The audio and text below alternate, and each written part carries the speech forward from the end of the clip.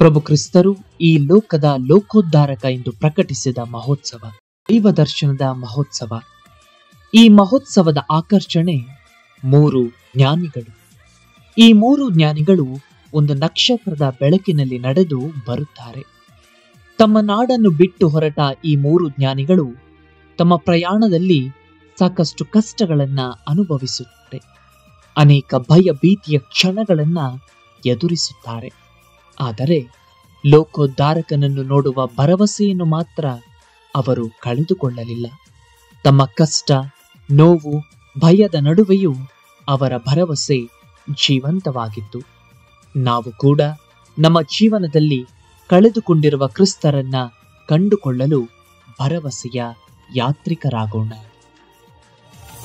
ಜ್ಞಾನಿಗಳು ಪೂರ್ವ ದೇಶದಿಂದ ತಾರೆಯ ಹಾದಿಯಲ್ಲಿ ಕ್ರಿಸ್ತನ ನೋಡಲೆಂದು